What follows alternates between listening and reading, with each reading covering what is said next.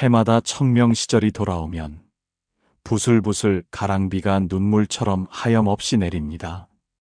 사람들은 이끼 낀 묘비를 쓰다듬으며 산들바람 속에 향을 피우고 봄풀 사이에 정성스레 음식을 올립니다. 그 순간만큼은 모두가 떠나간 이를 그리워하며 마음속 깊은 곳에서 울려오는 슬픔과 마주합니다. 저 역시 어린 시절 할머니의 손을 잡고 산길을 오르던 기억이 있습니다. 할머니는 무거운 제사 음식을 이고 지고 가시면서도 한 번도 힘들다는 말씀을 하지 않으셨습니다. 묘 앞에 도착하면 할머니는 조용히 무릎을 꿇고 오랫동안 기도하셨습니다. 그때 저는 할머니가 누구와 이야기를 나누시는 것처럼 느껴졌습니다. 바람에 흔들리는 나뭇잎 소리가 마치 누군가의 대답처럼 들렸던 그 순간을 아직도 기억합니다. 하지만 세월이 흐르고 불법을 접하면서 저는 하나의 의문을 품게 되었습니다. 우리가 그토록 정성스럽게 올리는 제사는 과연 누구를 위한 것일까요? 부처님께서는 모든 중생이 업을 따라 윤회한다고 말씀하셨습니다. 그렇다면 우리가 그리워하는 그분들은 이미 다른 세상에서 새로운 삶을 살고 계신 것은 아닐까요?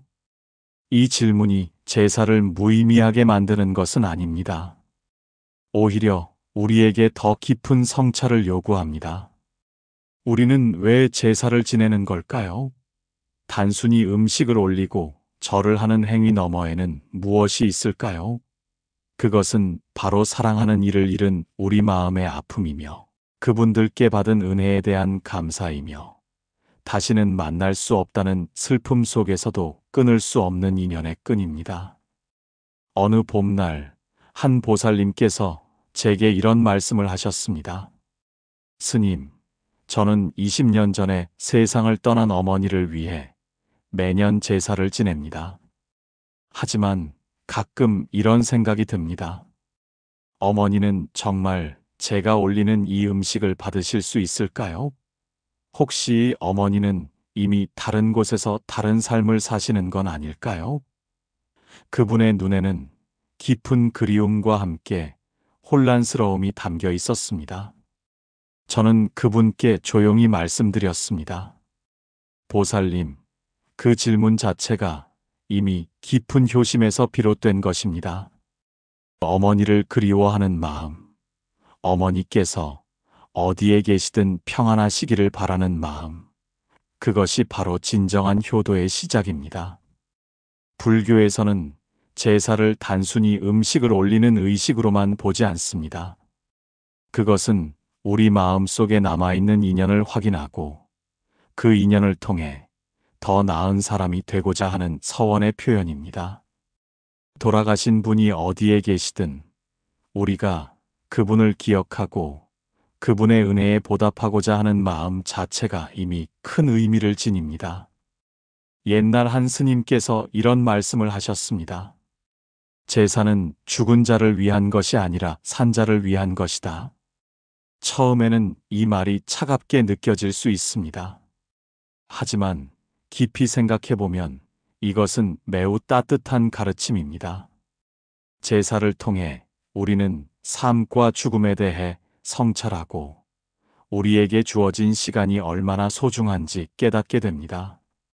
또한 우리를 이 세상에 있게 해준 분들께 감사하는 마음을 되새기며 그 은혜를 어떻게 갚아야 할지 생각하게 됩니다. 어느 마을에 한 노인이 살았습니다. 그는 매년 청명이면 산에 올라 부모님의 묘를 찾았습니다. 어느 해 비가 많이 와서 산길이 무너져 묘까지 갈 수 없게 되었습니다. 노인은 산 아래에서 멀리 묘가 있는 방향을 바라보며 절을 올렸습니다. 그때 지나가던 젊은이가 물었습니다.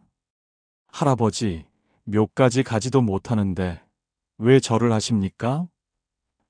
노인은 미소를 지으며 대답했습니다. 내가 부모님을 기억하고 감사하는 마음은 묘 앞이든 산 아래든 변함이 없다네. 중요한 것은 장소가 아니라 이 마음이지. 이 이야기는 우리에게 중요한 가르침을 줍니다. 제사의 본질은 형식이 아니라 마음입니다. 아무리 풍성한 음식을 차려놓아도 마음이 없다면 그것은 빈 껍데기에 불과합니다. 반대로 비록 간소하더라도 진심 어린 마음으로 올리는 제사는 하늘과 땅을 감동시킵니다. 부처님께서는 모든 법은 마음으로부터 생겨난다고 하셨습니다. 제사 또한 마찬가지입니다. 우리가 제사를 지내는 진정한 이유는 돌아가신 분께 음식을 전달하기 위함이 아니라 우리 마음 속에 있는 사랑과 그리움, 감사와 존경의 마음을 표현하기 위함입니다. 그 마음이 진실하다면 그것은 반드시 어딘가에 닿게 되어 있습니다. 청명의 비는 해마다 내립니다. 그 비는 우리의 눈물처럼 땅을 적시고 새로운 생명을 키웁니다. 마찬가지로 우리가 돌아가신 분들을 그리워하는 마음도 결코 헛되지 않습니다. 그 마음은 우리 자신을 더 나은 사람으로 만들고 우리가 만나는 모든 이들에게 따뜻함을 전하는 힘이 됩니다. 오늘 이 자리에서 여러분께 묻고 싶습니다. 여러분은 누구를 그리워하고 계십니까? 그분은 여러분에게 어떤 의미였습니까? 그분께 받은 은혜를 어떻게 기억하고 계십니까? 이러한 질문들은 우리를 더 깊은 성찰로 이끕니다. 그리고 그 성찰 속에서 우리는 삶의 진정한 의미를 발견하게 됩니다. 제사는 끝이 아니라 시작입니다. 돌아가신 분을 기억하는 것에서 시작하여 우리 자신의 삶을 돌아보고 더 나아가 우리가 어떻게 살아야 할지를 생각하게 만듭니다. 이것이 바로 제사가 우리에게 주는 가장 큰 선물입니다. 다음 이야기에서는 목련존자의 깊은 효심과 그가 겪은 놀라운 경험에 대해 말씀드리겠습니다. 그 이야기는 우리에게 제사와 천도의 진정한 의미가 무엇인지 알려줄 것입니다. 아주 먼 옛날 부처님께서 사위국의 기수급 고도곤에 머무시며 중생을 위해 설법하고 계셨을 때의 일입니다. 그곳에는 목련존자라는 뛰어난 제자가 계셨습니다. 목련존자는 신통력이 뛰어나기로 유명했지만 무엇보다 효심이 지극한 분이셨습니다. 어느 날 목련존자는 숲속에 조용히 앉아 깊은 선정에 들었습니다. 마음이 고요해지자 천안통이 열리며 세상의 모습이 더없이 선명하게 보이기 시작했습니다. 존자는 문득 돌아가신 어머니가 떠올랐습니다. 어머니는 어디에 계실까? 어머니는 평안하실까? 이러한 생각이 마음을 가득 채우자 존자는 천안으로 육도윤회의 세계를 두루 살피기 시작했습니다. 먼저 천상계를 살펴보았습니다. 그곳에는 광명이 가득하고 즐거움이 넘쳤지만 어머니는 보이지 않았습니다. 다음으로 인간 세상을 살펴보았습니다. 수많은 사람들이 각자의 삶을 살아가고 있었지만 그곳에도 어머니는 계시지 않았습니다. 존자의 마음이 점점 무거워졌습니다. 존자는 계속해서 더 낮은 곳을 향해 살폈습니다. 아수라도, 축생도를 지나 마침내 그의 시선이 어둡고 음습한 아귀도에 이르렀을 때 존자는 익숙한 형상을 발견하고는 망연자실했습니다. 그곳에 계신 분은 바로 그의 어머니였습니다. 하지만 어머니는 더 이상 생전에 자애롭던 모습이 아니었습니다. 몸은 바싹 마르고 피부는 고목처럼 갈라져 있었으며 눈은 푹 꺼진 채 끝없는 슬픔만이 가득했습니다. 배는 산처럼 부풀어 올랐지만 목구멍은 바늘구멍처럼 가늘었고 입술은 바싹 말라 말 한마디 하기조차 힘들어 보였습니다. 앙상한 두 손은 힘없이 늘어진 채 황량한 땅 위에 간신히 엎드려 계셨습니다. 이 광경을 본 목련존자의 마음은 칼로 베는 듯 아팠습니다. 눈물이 왈칵 쏟아졌습니다. 그는 자신의 어머니가 이토록 깊은 고통의 나락에 떨어지셨을 줄은 꿈에도 상상하지 못했습니다. 생전의 어머니는 자신을 지극히 아끼고 사랑하셨습니다. 당신은 드시지 않고 굶주리면서도 자식의 의식주만큼은 풍족하게 해주셨습니다. 목련존자는 어린 시절을 떠올렸습니다. 추운 겨울날, 어머니는 당신의 옷을 벗어 자신을 감싸주셨습니다. 배고픈 날에는 당신의 몫을 덜어 자신에게 주셨습니다. 아플 때는 밤새 간호하시며 눈물을 흘리셨습니다. 그런 어머니가 지금 이토록 고통받고 계신 것입니다. 하지만 존자는 또한 알고 있었습니다. 어머니의 마음 한편에는 인색함과 탐욕이 자리하고 있었다는 것을. 어머니는 자식에게는 모든 것을 주셨지만 다른 이들에게는 한 톨의 쌀 한 모금의 물조차 베풀지 않으셨습니다. 가난한 이가 문 앞에서 구걸해도 매몰차게 쫓아내셨고 어려운 이웃이 도움을 청해도 외면하셨습니다. 이러한 업보로 인해 어머니는 아귀의 몸을 받아 끝없는 굶주림과 목마름의 고통을 겪고 계셨던 것입니다. 목련존자는 더 이상 참을 수 없었습니다. 그는 곧바로 인간 세상으로 돌아와 정성껏 밥을 지었습니다. 가장 좋은 쌀로 정갈하게 지은 밥을 그릇에 담고 신통력으로 아귀도에 계신 어머니 앞에 나타났습니다. 어머니는 음식을 보자 앙상한 손을 떨며 희망의 빛을 보였습니다. 오랜 세월 굶주림에 시달리던 어머니에게 그 밥 한 그릇은 세상 무엇과도 바꿀 수 없는 보물이었습니다. 어머니는 허겁지겁 음식을 입으로 가져갔습니다. 그러나 기이한 일이 벌어졌습니다. 밥이 입에 닿으려는 찰나 순식간에 뜨거운 숯덩이로 변해 활활 타오르기 시작했습니다. 어머니는 고통스러운 비명을 질렀습니다. 아무리 애를 써도 그 음식은 메마른 창자를 채울 수 없었습니다. 목련존자가 다시 음식을 가져다 드려도 결과는 같았습니다. 물을 가져다 드려도 입에 닿기 전에 불로 변했습니다. 목련존자는 어머니의 고통스러운 몸부림을 보며 어찌할 바를 몰라 애가 탔습니다. 자신은 신통력이 뛰어난 부처님의 제자였지만 정작 가장 사랑하는 어머니를 구할 수 없다는 사실이 그를 절망하게 만들었습니다. 그는 무릎을 꿇고 하염없이 눈물을 흘렸습니다. 이 순간 목련존자가 느낀 무력감과 슬픔을 우리는 충분히 이해할 수 있습니다. 사랑하는 사람이 고통받는 것을 보면서도 아무것도 해줄 수 없을 때 우리는 얼마나 괴로워합니까? 목련존자의 눈물은 단순히 한 아들의 눈물이 아니라 사랑하는 이를 잃은 모든 이들의 눈물이었습니다. 존자는 즉시 기수급 고독원으로 돌아가 부처님 발 아래 엎드려 눈물을 흘리며 여쭈었습니다. 세존이시여, 저의 어머니는 생전에 인색한 업보로 아귀도에 떨어져 끝없는 굶주림의 고통을 받고 계십니다.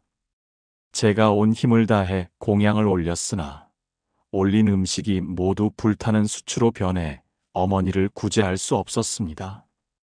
이는 대체 무슨 인연이며 어찌해야 어머니를 이 고통의 바다에서 구할 수 있겠나이까? 부처님께서는 자비로운 눈빛으로 가볍게 탄식하며 말씀하셨습니다. 목련아, 너의 어머니는 죄업이 실로 깊고 무거워 너 혼자의 힘으로는 그 고통에서 벗어나게 할 수 없느니라. 중생의 윤회는 모두 업력에 묶여있는 법이니라. 이 말씀을 들은 목련존자는 더욱 슬퍼했습니다. 하지만 부처님께서는 계속 말씀하셨습니다. 내게 비록 신통력이 있다 하나 어머니가 오랜 세월 지어온 악업을 소멸시킬 수는 없느니라. 하지만 방법이 없는 것은 아니니라. 오직 시방의 여러 스님들께서 지닌 위실력과 그분들의 광대한 공덕에 의지해야만 너의 어머니를 진정으로 구제할 수 있을 것이다. 목련존자는 그 말씀을 듣고 땅에 엎드려 간절히 해탈의 법을 청했습니다. 부처님의 말씀은 우리에게도 중요한 가르침을 줍니다. 아무리 큰 사랑도, 아무리 강한 능력도 혼자서는 한계가 있습니다. 하지만 여럿이 함께 힘을 모으면 불가능해 보이는 일도 가능해집니다. 이것이 바로 공동체의 힘이며 함께하는 수행의 의미입니다. 부처님께서는 자비롭게 이르셨습니다. 매년 7월 보름은 스님들이 석 달간의 안거를 마치고 해제하는 날이니 이때는 모든 스님들이 정진 수행하여 그 공덕이 수승하니라. 만일 누구든 이날 지극한 신심으로 스님들께 음식과 향과 꽃 등 온갖 필요한 것들을 공양하고 그 공덕을 부모님과 여러 생의 조상들께 회향하면 돌아가신 이들이 고통에서 벗어나 좋은 세상에 태어날 수 있느니라. 목련존자는 부처님의 가르침에 따라 즉시 준비에 들어갔습니다. 7월 보름이 다가오자 존자는 정성껏 음식을 마련하고 향과 꽃을 준비했습니다. 그리고 시방의 스님들을 모시고 성대한 공양을 올렸습니다. 공양을 올리는 동안 존자의 마음은 오직 어머니를 향해 있었습니다. 그는 간절히 기도했습니다. 이 공덕이 어머니께 전해져 어머니께서 고통에서 벗어나시기를 간절히 기원합니다. 공양이 끝나고 목련존자가 다시 천안으로 살펴보니 놀라운 일이 일어났습니다. 어머니께서는 아귀의 몸을 벗고 인간 세상에 태어나 복락을 누리고 계셨습니다. 더 이상 굶주림에 시달리지 않으셨고 고통스러운 표정 대신 평화로운 미소를 띠고 계셨습니다. 목련존자는 기쁨에 넘쳐 부처님께 머리 숙여 절하며 자비로운 가르침에 감사드렸습니다. 그때 비로소 존자는 선조를 진정으로 천도하는 법을 깨달았습니다. 혼자만의 힘이 아니라 여럿이 함께 모은 공덕의 힘, 그것이 바로 진정한 구제의 길이었던 것입니다. 이로부터 우란분제는 세상에 널리 퍼져 후세의 불자들이 선조를 천도하는 수승한 법회로 자리 잡게 되었습니다. 우란분이란 산스크리트어 울람바나를 음역한 것으로 거꾸로 매달린 고통을 의미합니다. 아귀도에서 겪는 고통이 마치 거꾸로 매달린 것처럼 극심하다는 뜻입니다. 하지만 우란분제의 진정한 의미는 단순히 음식을 올리는 의식이 아닙니다. 그것은 우리가 선행을 통해 공덕을 쌓고 그 공덕을 돌아가신 분들께 회향하는 데 있습니다. 형식적인 재물보다 중요한 것은 우리의 진심 어린 마음과 실제로 행하는 선행입니다. 한 보살님께서 제게 이런 질문을 하신 적이 있습니다. 스님, 저는 가난해서 큰 공양을 올릴 수 없습니다. 그래도 돌아가신 부모님을 천도할 수 있을까요? 저는 이렇게 답했습니다. 보살님, 공양의 크기는 중요하지 않습니다. 중요한 것은 마음의 진실함입니다. 비록 작은 공양이라도 진심으로 올린다면 그것은 큰 공양보다 더 큰 공덕을 낳습니다. 실제로 부처님 당시에도 이런 일이 있었습니다. 한 가난한 노파가 단 한 푼의 돈으로 기름을 사서 작은 등불을 켰습니다.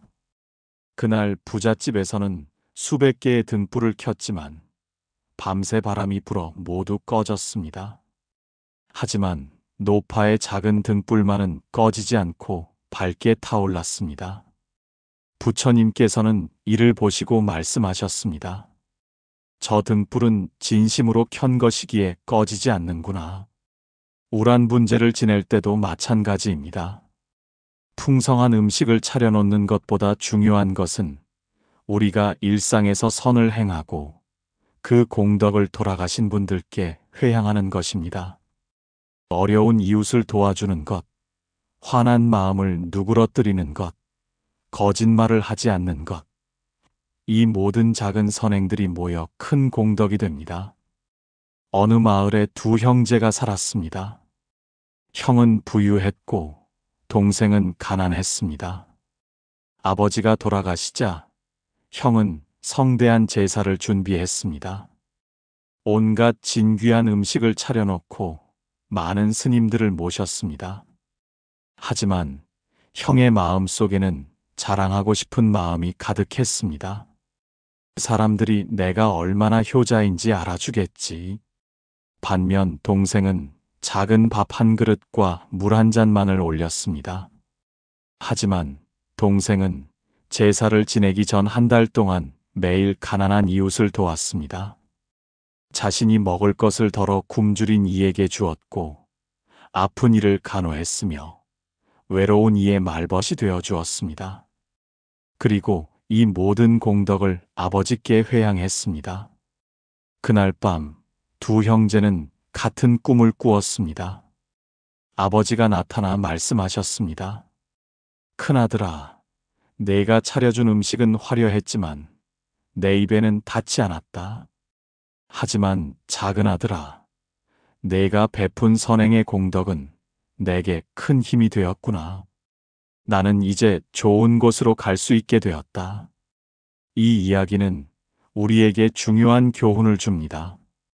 제사의 참된 의미는 형식에 있지 않고 우리의 마음과 행동에 있습니다. 아무리 화려한 제사상을 차려도 마음이 진실하지 않으면 그것은 빈 껍데기에 불과합니다. 반대로 비록 소박하더라도 진심 어린 마음과 실제 선행이 뒷받침된다면 그것은 돌아가신 분들께 진정으로 도움이 되는 공양입니다. 목련 존자의 이야기로 돌아가 보겠습니다. 존자가 어머니를 구할 수 있었던 것은 단순히 음식을 올렸기 때문이 아닙니다. 그것은 여러 스님들의 수행 공덕을 모아 회향했기 때문입니다. 이것은 우리에게 무엇을 말해줍니까? 혼자서는 할 수 없는 일도 함께하면 가능하다는 것입니다. 우리 사회도 마찬가지입니다. 혼자서는 약하지만 함께 모이면 강해집니다. 한 사람의 작은 선행은 미약해 보일 수 있지만 많은 사람들의 선행이 모이면 세상을 바꿀 수 있습니다. 이것이 바로 우란분제가 우리에게 주는 또 다른 가르침입니다. 어느 절에서 우란분제를 준비하고 있었습니다. 한 젊은 보살님이 스님께 여쭈었습니다. 스님, 저는 부모님이 아직 살아계십니다. 그래도 우란분제에 참여할 수 있을까요? 스님은 미소를 지으며 답했습니다. 물론입니다. 우란분제는 돌아가신 분들만을 위한 것이 아닙니다. 살아계신 부모님의 건강과 행복을 기원하고 나아가 모든 중생이 고통에서 벗어나기를 기원하는 법회입니다. 이 말씀은 매우 중요합니다. 우리는 종종 제사를 돌아가신 분들만을 위한 것으로 생각합니다. 하지만 진정한 효도는 돌아가신 후에 시작되는 것이 아니라 살아계실 때부터 시작되어야 합니다. 부모님이 살아계실 때 잘 모시고 돌아가신 후에도 그 은혜를 잊지 않는 것, 이것이 진정한 효도입니다. 목련존자도 어머니가 살아계실 때 효도했지만 돌아가신 후에도 어머니를 잊지 않고 구제하고자 했습니다. 이것이 바로 우리가 본받아야 할 모습입니다. 부모님이 살아계실 때는 물론이고 돌아가신 후에도 그분들의 은혜를 기억하며 선행을 실천하는 것입니다. 한 노스님께서 이런 말씀을 하셨습니다. 부모님께 효도하는 가장 좋은 방법은 부모님이 원하시는 대로 사는 것이 아니라 부모님이 자랑스러워 하실 만한 사람이 되는 것이다. 이 말씀은 깊은 의미를 담고 있습니다. 부모님은 자식이 성공하기를 바라시지만 그보다 더 바라시는 것은 자식이 좋은 사람이 되는 것입니다. 우란 분재를 통해 우리가 배워야 할 것은 바로 이것입니다. 형식적인 제사를 지내는 것보다 중요한 것은 우리가 좋은 사람이 되어 부모님의 은혜에 보답하는 것입니다. 어려운 일을 도와주고 화를 내지 않으며 거짓말을 하지 않고 다른 이에게 상처를 주지 않는 것. 이 모든 것이 부모님께 드리는 최고의 공양입니다. 목련존자가 어머니를 구한 후 부처님께서는 이렇게 말씀하셨습니다. 목련아, 내가 어머니를 구할 수 있었던 것은 내 효심이 지극했기 때문이니라. 하지만 기억하여라.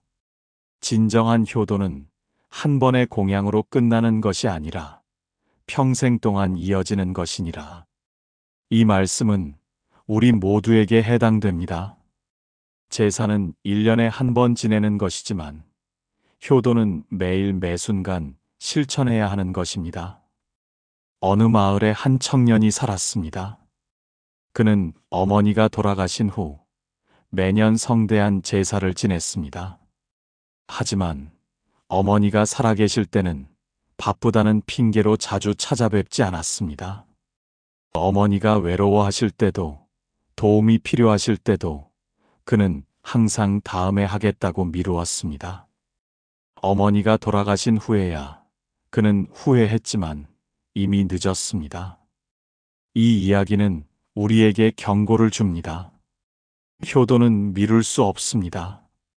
나중에 하면 되지라고 생각하다가는 영원히 기회를 잃을 수 있습니다. 부모님이 살아계실 때 잘 모시는 것, 그것이 가장 중요한 효도입니다. 돌아가신 후의 제사는 그 다음입니다. 하지만 이미 부모님을 여인분들께 위로의 말씀을 드리고 싶습니다. 비록 살아계실 때 충분히 효도하지 못했다 하더라도 지금부터라도 선행을 실천하고 그 공덕을 회양한다면 부모님께 도움이 됩니다. 후회 속에 머물지 말고 지금 이 순간부터 좋은 일을 하십시오. 그것이 부모님께 드리는 가장 좋은 공양입니다. 목련존자의 이야기는 여기서 끝나지 않습니다.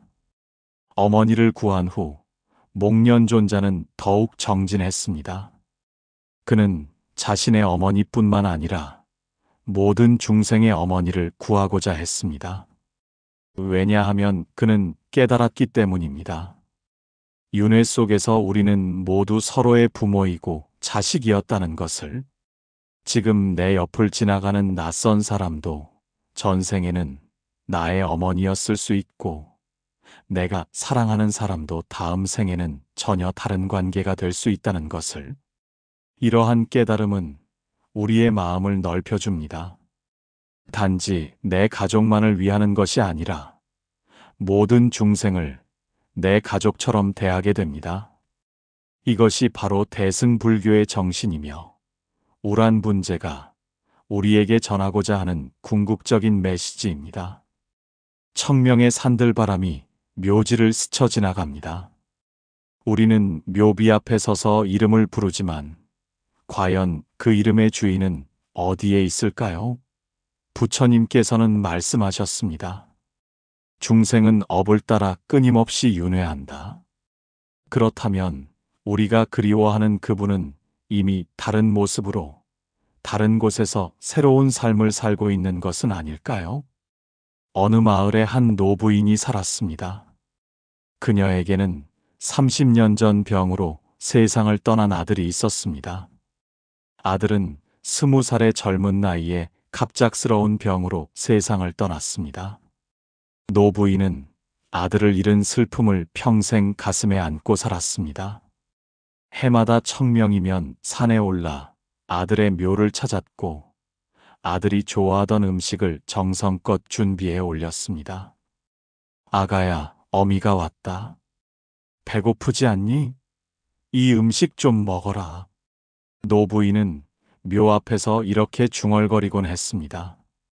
마치 아들이 정말로 그곳에 있어 자신의 말을 듣고 있다고 믿는 것처럼. 사람들은 노부인을 보며 안타까워했지만 누구도 그녀의 슬픔을 진정으로 이해할 수는 없었습니다. 그러던 어느 해 청명날, 노부인이 평소처럼 산에 올라 제사를 지내고 있을 때였습니다. 한 아이가 산길을 헤매며 울고 있었습니다. 노부인은 아이에게 다가가 물었습니다. 얘야, 왜 우니? 길을 잃었니? 아이는 고개를 끄덕이며 눈물을 닦았습니다. 노부인은 아이의 손을 잡고 마을로 내려왔습니다. 아이를 집으로 데려온 노부인은 음식을 주며 이것저것 물어보았습니다. 아이는 자신이 어디서 왔는지, 부모가 누구인지 기억하지 못한다고 했습니다. 다만 꿈속에서 자주 푸른 옷을 입은 여인이 나타나 자신의 이름을 부르는 것을 본다고 했습니다. 그리고 그 여인은 항상 잡초 무성한 언덕에 서 있었다고 했습니다.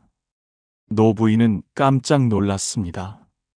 아들이 세상을 떠난 날, 그녀는 푸른 옷을 입고 있었습니다. 그리고 아들의 묘는 바로 잡초가 무성한 언덕에 있었습니다. 노부인은 아이의 얼굴을 자세히 들여다보았습니다. 그 눈빛이 세상을 떠난 아들과 너무나 닮아 있었습니다. 노부인은 떨리는 목소리로 물었습니다. 얘야, 혹시 내 나이가 어떻게 되니?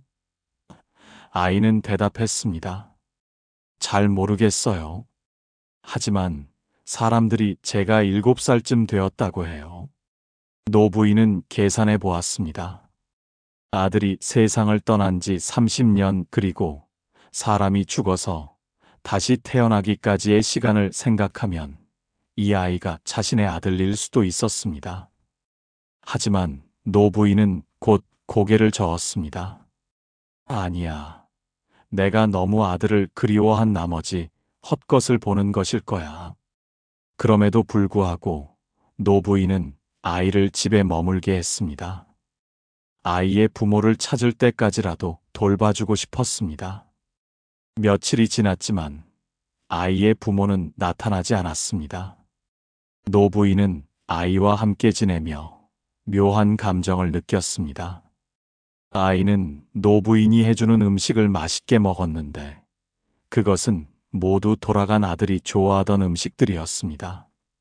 아이는 노부인이 부르는 노래를 들으며 편안해했는데 그것은 노부인이 아들에게 불러주던 자장가였습니다.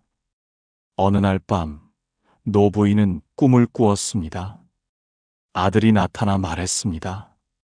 어머니, 저는 이미 다른 삶을 살고 있습니다. 어머니께서 해마다 올려주신 제사는 감사했지만 이제는 그만 슬퍼하셔도 됩니다.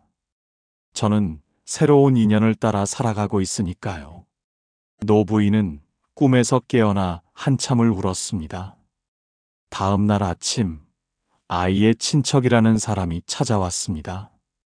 아이를 데려가려는 것이었습니다. 노부인은 아쉬운 마음으로 아이를 보냈습니다. 아이가 떠난 후 노부인은 다시 산에 올라 아들의 묘 앞에 섰습니다. 하지만 이번에는 달랐습니다. 그녀는 더 이상 아들이 그 묘 속에 있다고 생각하지 않았습니다. 아가야, 내가 어디에 있든 행복하게 살기를 바란다. 어미는 이제 내가 이미 다른 삶을 살고 있다는 것을 알겠구나. 그러니 어미도 이제 너를 놓아주마. 노부인은 그렇게 말하고 산을 내려왔습니다. 그날 이후 노부인은 여전히 청명이면 산에 올라 제사를 지냈지만 예전처럼 슬퍼하지는 않았습니다. 대신 아들이 어디에 있든 행복하기를 기원했습니다. 이 이야기는 우리에게 중요한 질문을 던집니다. 우리가 제사를 지내는 대상은 과연 누구일까요? 묘 속의 유골일까요? 아니면 이미 다른 삶을 살고 있는 영혼일까요? 부처님께서는 말씀하셨습니다. 형상은 변하지만 본질은 이어진다. 우리가 사랑했던 사람의 육신은 사라졌지만 그 사람과의 인연, 그 사람이 우리에게 준 사랑과 가르침은 사라지지 않습니다. 한 스님께서 이런 비유를 하셨습니다. 강물을 생각해 보십시오. 어제의 강물과 오늘의 강물은 같은 강물입니까? 다른 강물입니까? 이 질문에 대한 답은 쉽지 않습니다. 물은 계속 흐르기 때문에 어제의 물과 오늘의 물은 다릅니다. 하지만 그것은 여전히 같은 강입니다. 인간의 삶도 마찬가지입니다. 우리는 끊임없이 변합니다. 어린 시절의 나와 지금의 나는 육체적으로도 정신적으로도 많이 다릅니다. 하지만 그럼에도 불구하고 우리는 여전히 같은 사람입니다. 죽음과 윤회도 이와 비슷합니다. 형상은 변하지만 인연의 흐름은 계속됩니다. 그렇다면 우리는 어떻게 제사를 지내야 할까요? 묘 속에 계신다고 생각하며 지내야 할까요? 아니면 이미 다른 곳에 계신다고 생각하며 지내야 할까요? 사실 이것은 중요하지 않습니다. 중요한 것은 우리의 마음입니다. 제사는 돌아가신 분의 위치를 확인하는 의식이 아닙니다. 그것은 우리 마음 속에 있는 사랑과 그리움, 감사와 존경을 표현하는 의식입니다. 그분이 어디에 계시든 우리가 진심으로 그분을 기억하고 그분께 받은 은혜에 감사한다면 그 마음은 반드시 전해집니다. 부처님께서는 이렇게 말씀하셨습니다. 마음이 진실하면 온 세상이 응답한다. 우리가 진심으로 돌아가신 분을 그리워하고 그분의 명복을 빌며 그분께 받은 은혜를 갚고자 선행을 실천한다면 그것은 반드시 의미가 있습니다. 그분이 묘 속에 계시든 하늘에 계시든 아니면 이미 다른 삶을 살고 계시든 상관없이 말입니다. 어느 절에서 한 보살님이 스님께 여쭈었습니다. 스님, 저는 아버지가 돌아가신 후 매년 제사를 지냅니다. 하지만 가끔 이런 생각이 듭니다. 아버지는 정말 제가 올리는 이 음식을 받으실 수 있을까요? 혹시 저는 혼자만의 위안을 위해 제사를 지내는 것은 아닐까요? 스님은 미소를 지으며 답했습니다. 보살님, 혼자만의 위안이라면 그것이 무엇이 잘못되었습니까?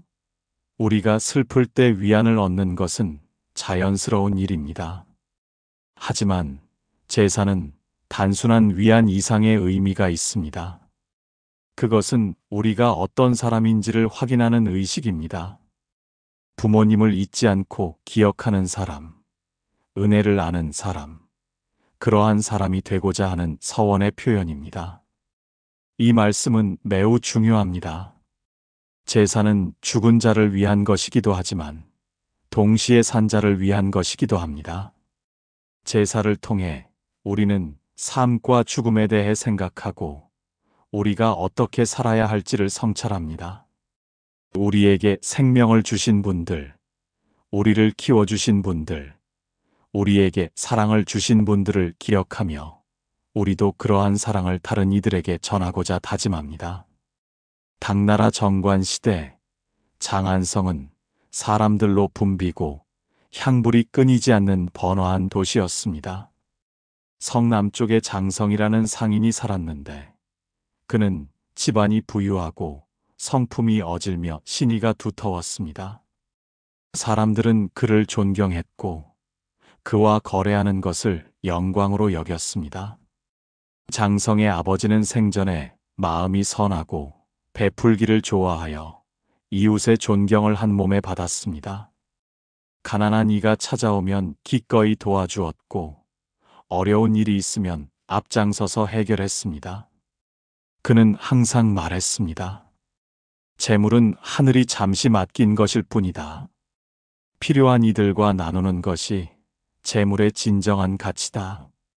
하지만 3년 전 아버지는 병으로 세상을 떠났습니다. 장성은 깊은 슬픔에 잠겼습니다. 아버지는 그에게 단순히 부모 이상의 존재였습니다. 인생의 스승이었고 사업의 동반자였으며 가장 친한 친구였습니다. 아버지를 잃은 후 장성은 한동안 아무것도 할 수 없었습니다. 시간이 흐르면서 장성은 조금씩 일상으로 돌아왔습니다. 하지만 아버지에 대한 그리움은 사라지지 않았습니다.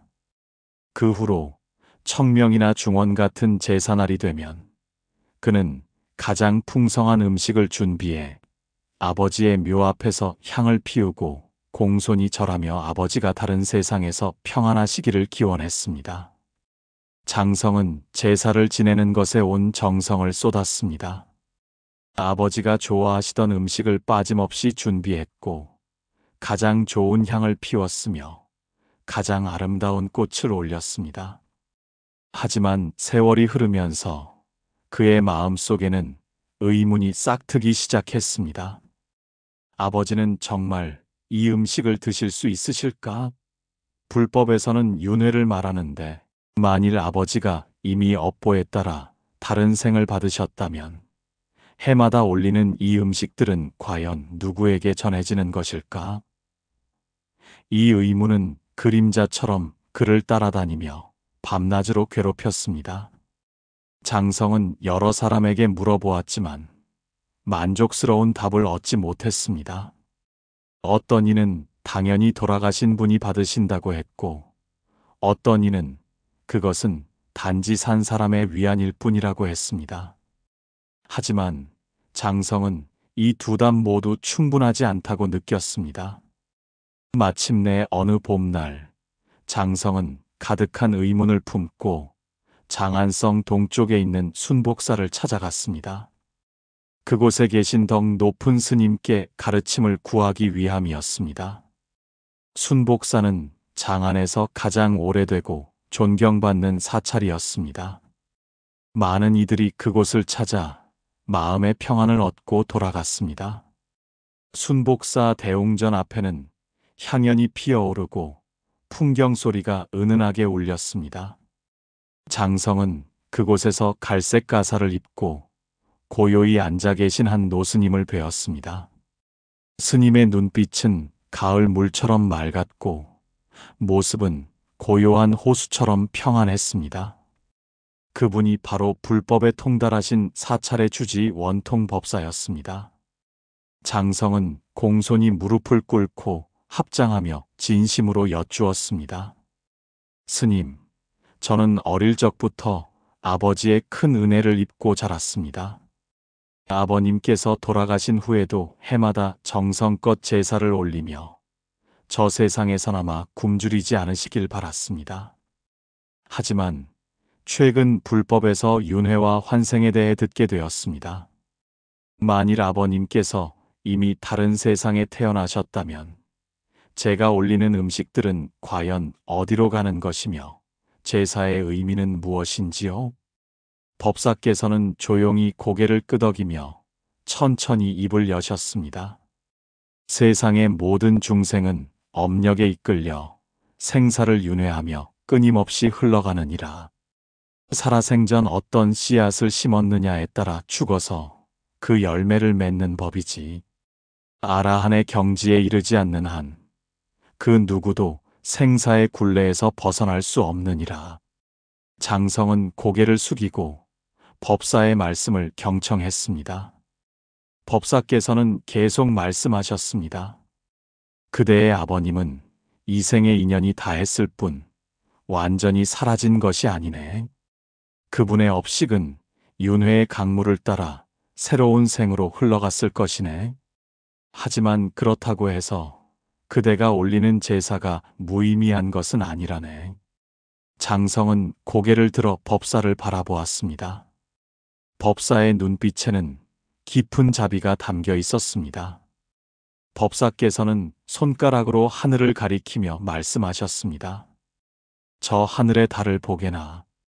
밝은 달은 하늘의 하나뿐이지만 그 빛은 1000개의 강물에 1000개의 달 그림자를 비추지 않는가? 장성은 법사의 말씀에 따라 하늘을 올려다보았습니다. 마침 보름달이 떠 있었고 그 빛이 절마당의 연못에 비치고 있었습니다. 법사께서는 계속 말씀하셨습니다. 달은 하늘에 있지만 그 그림자는 물 속에 있네. 물이 흔들리면 달 그림자도 흔들리고, 물이 사라지면 달 그림자도 사라지지. 하지만 하늘의 달은 여전히 그 자리에 있지 않은가? 장성은 연못을 바라보았습니다. 바람이 불어 물결이 일자 달 그림자가 흔들렸습니다. 하지만 하늘의 달은 변함없이 밝게 빛나고 있었습니다. 법사께서는 부드러운 목소리로 설명하셨습니다. 사람의 영혼도 이와 같네. 본체는 윤회하여 다른 곳으로 갔지만 생전에 남긴 선행과 은덕, 인과의 흔적은 이 세상에 남아있네. 마치 달 그림자가 물속에 남아있는 것처럼 말일세. 장성은 점차 이해하기 시작했습니다. 법사께서는 더 깊은 가르침을 주셨습니다. 그대의 아버님은 생전에 많은 선행을 베푸셨네. 가난한 이를 도왔고 어려운 이에게 손을 내밀었지. 그러한 선행의 공덕은 사라지지 않고 이 세상에 남아있네. 그대가 제사를 올릴 때 그것은 단순히 음식을 전달하는 것이 아니라 그 공덕의 흔적에 향을 피우는 것이라네. 법사의 말씀은 장성의 마음에 깊이 스며들었습니다. 그대가 아버님을 기억하고 제사를 올리는 것은 아버님의 선행을 기억하고 그것을 이어가겠다는 서원이네. 그대가 아버님처럼 선행을 베풀고 그 공덕을 아버님께 회양한다면 그것은 아버님이 어디에 계시든 도움이 되느니라. 장성은 무릎을 꿇고 깊이 절하며 말했습니다. 스님의 말씀을 듣고 보니 이제야 제사의 진정한 의미를 알겠습니다. 제가 음식을 올리는 것은 아버님의 육신을 위한 것이 아니라 아버님이 남기신 은덕과 가르침을 기억하고 그것을 실천하겠다는 다짐인 것이군요.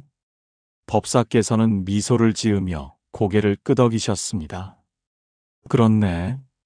진정한 제사는 형식이 아니라 마음이네. 아무리 풍성한 음식을 차려놓아도 선행이 뒷받침되지 않으면 그것은 빈 껍데기에 불과하네.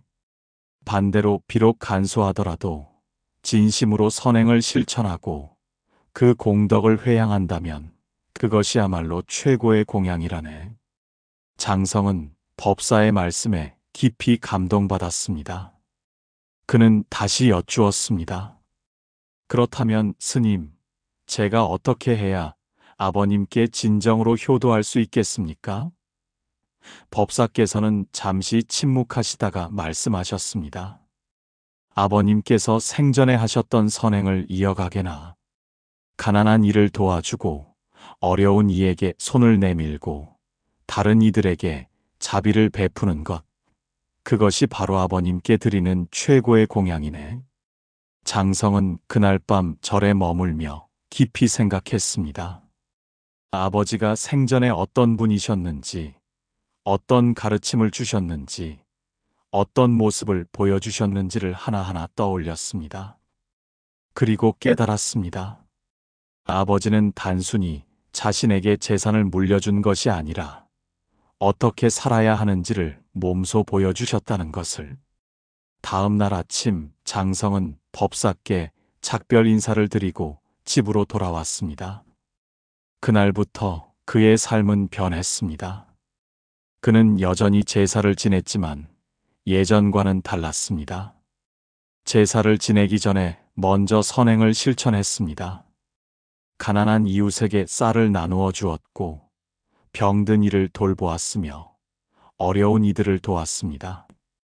어느 날 장성은 길에서 굶주린 노인을 만났습니다.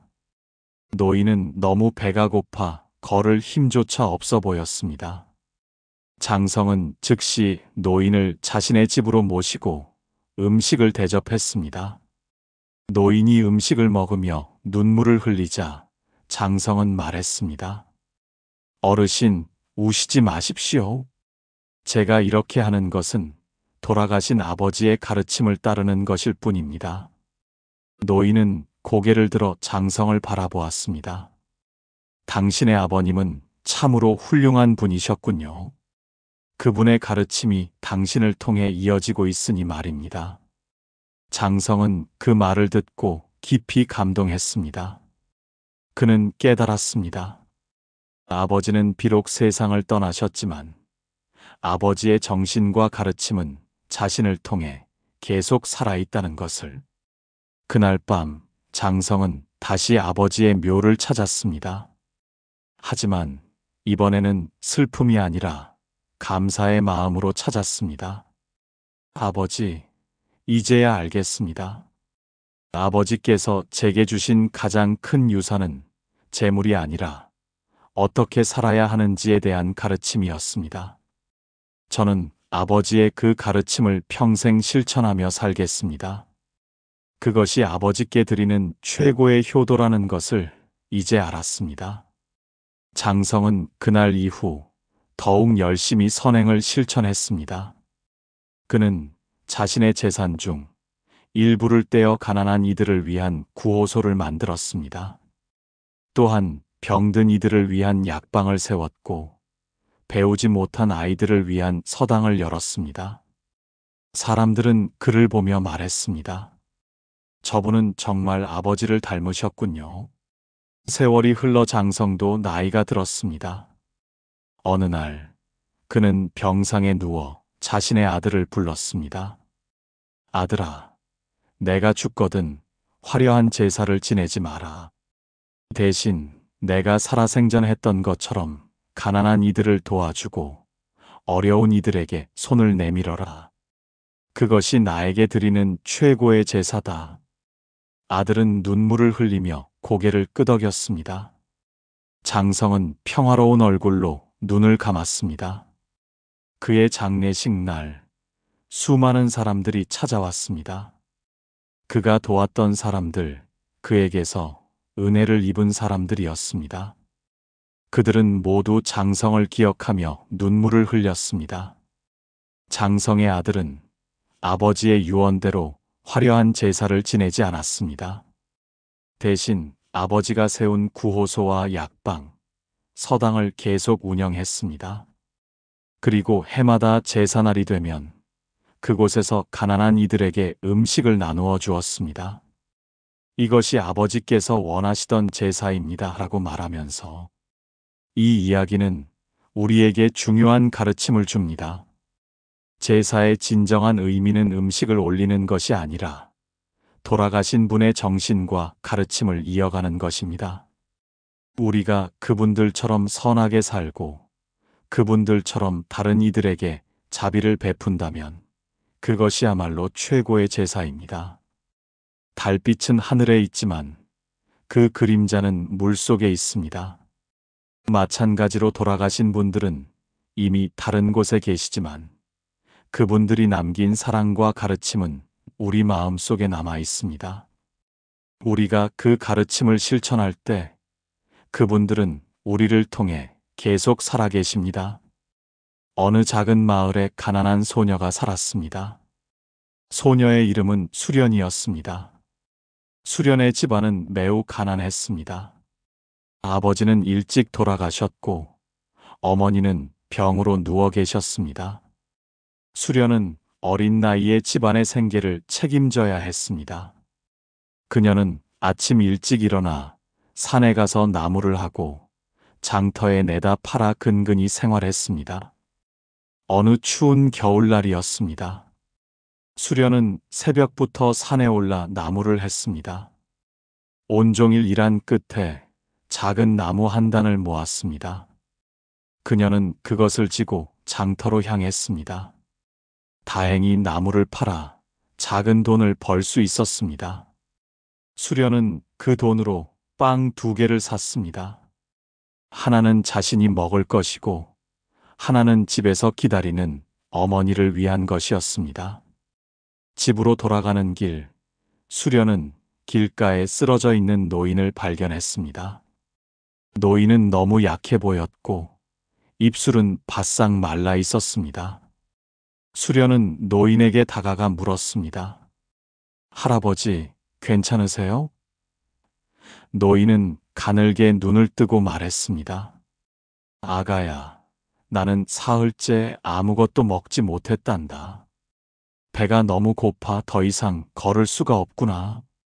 수련은 자신이 가진 빵 2개를 내려다 보았습니다. 하나는 자신을 위한 것이고 하나는 어머니를 위한 것이었습니다. 수련도 아침부터 아무것도 먹지 못해 배가 고팠습니다. 어머니도 집에서 배고파하며 기다리고 계실 것입니다. 하지만 노인의 상태는 더 심각해 보였습니다. 수련은 잠시 망설였습니다. 하지만 곧 결심했습니다. 그녀는 자신의 빵을 노인에게 건넸습니다. 할아버지, 이거 드세요. 제가 먹을 것이니 걱정하지 마세요. 노인은 떨리는 손으로 빵을 받아들었습니다. 그리고 눈물을 흘리며 말했습니다. 아가야, 고맙구나. 내 은혜를 평생 잊지 않겠다. 수련은 집으로 돌아와 어머니께 빵 1개를 드렸습니다. 어머니는 물었습니다. 수련아, 너는 먹었니? 수련은 거짓말을 했습니다. 네, 어머니. 저는 장터에서 먹었어요. 어머니는 딸의 거짓말을 알아챘지만 아무 말도 하지 않았습니다. 다만 딸의 머리를 쓰다듬으며 눈물을 흘렸습니다. 그날 밤 수련은 배고픔에 잠을 이루지 못했습니다. 하지만 그녀는 후회하지 않았습니다.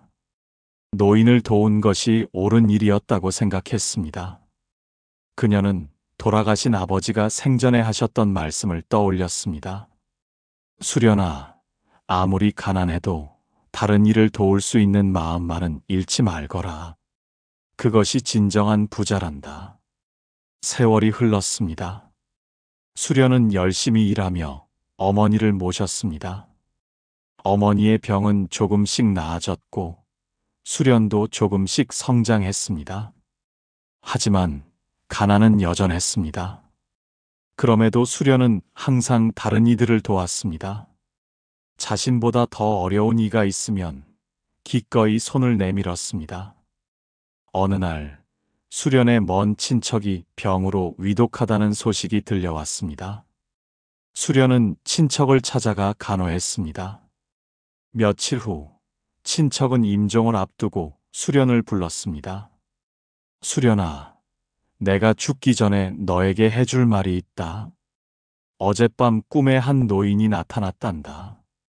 그분은 빛나는 옷을 입고 계셨는데 나에게 이렇게 말씀하셨지. 나는 수년 전 길에서 굶주려 죽을 뻔했을 때 한 소녀에게서 빵을 얻어먹고 목숨을 건졌다. 그 소녀의 선행 덕분에 나는 좋은 세상에 태어날 수 있었다. 그 소녀가 바로 수련이니 부디 그녀에게 감사를 전해달라고 하셨단다. 수련은 깜짝 놀랐습니다. 그녀는 수년 전 길에서 만난 노인을 떠올렸습니다. 그 노인은 그 후 어떻게 되었을까 궁금했었는데 이제야 알게 된 것입니다. 친척은 계속 말했습니다. 노인은 또 이렇게 말씀하셨단다. 수련이 베푼 선행의 공덕은 결코 사라지지 않을 것이다. 그 공덕은 씨앗처럼 자라나 언젠가 큰 복으로 돌아올 것이다 라고 말이야. 친척은 그 말을 남기고 평화롭게 눈을 감았습니다. 수련은 집으로 돌아오는 길에 많은 생각을 했습니다.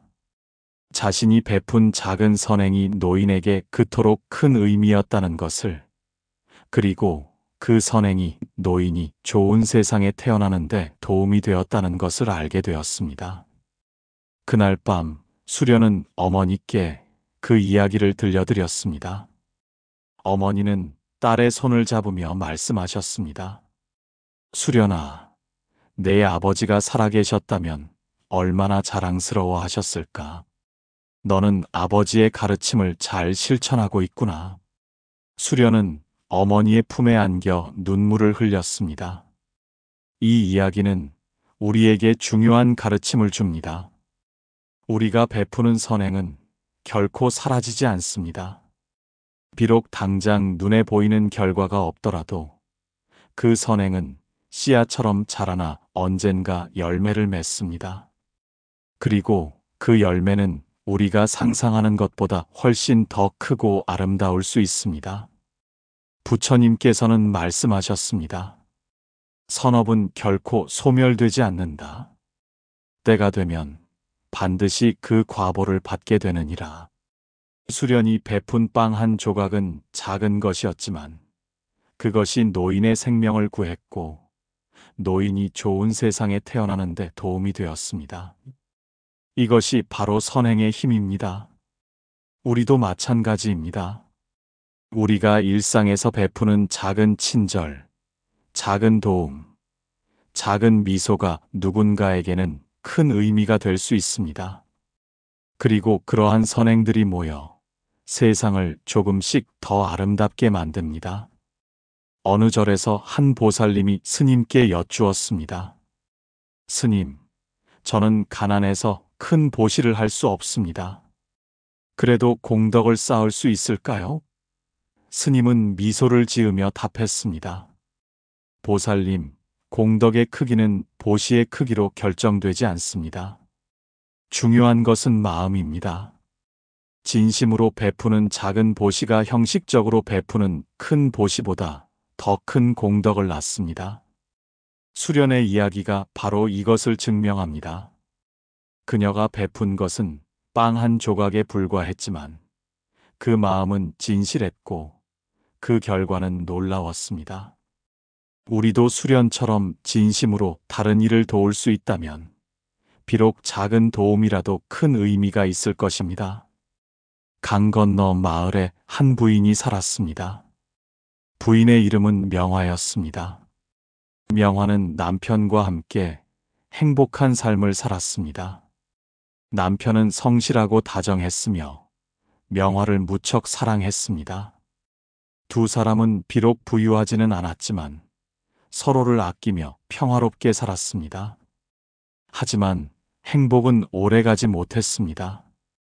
어느 해 가을, 남편이 갑작스러운 병으로 세상을 떠났습니다. 명화는 깊은 슬픔에 빠졌습니다. 남편은 그녀에게 단순히 배우자 이상의 존재였습니다. 가장 친한 친구였고 인생의 동반자였으며 세상에서 가장 믿을 수 있는 사람이었습니다. 남편을 잃은 후 명화는 매일 눈물로 세월을 보냈습니다. 그녀는 남편의 묘 앞에 앉아 하루 종일 울었습니다. 밥도 제대로 먹지 않았고 잠도 제대로 자지 못했습니다. 이웃들은 명화를 걱정했지만 그녀의 슬픔을 어찌할 수 없었습니다. 명화는 매일 남편의 묘 앞에서 제사를 지냈습니다. 남편이 좋아하던 음식을 정성껏 준비해 올렸습니다. 하지만 아무리 제사를 지내도 그녀의 슬픔은 사라지지 않았습니다. 오히려 시간이 갈수록 그리움은 더 깊어졌습니다. 어느 날 한 스님이 마을을 지나가다 명화를 보았습니다. 스님은 명화의 깊은 슬픔을 느끼고 그녀에게 다가갔습니다. 보살님, 무엇이 그리 슬프십니까? 명화는 눈물을 흘리며 남편을 잃은 이야기를 했습니다. 스님은 조용히 듣고 있다가 말했습니다. 보살님, 돌아가신 분을 그리워하는 것은 자연스러운 일입니다. 하지만 슬픔 속에만 머물러서는 안 됩니다. 명화는 고개를 들어 스님을 바라보았습니다. 스님은 계속 말했습니다. 보살님의 남편은 이미 다른 세상으로 가셨습니다. 그분은 보살님이 슬퍼하는 것을 원하지 않으실 것입니다. 오히려 보살님이 행복하게 사는 것을 바라실 것입니다. 명화는 눈물을 닦으며 말했습니다. 하지만 스님, 저는 남편 없이 어떻게 살아야 할지 모르겠습니다.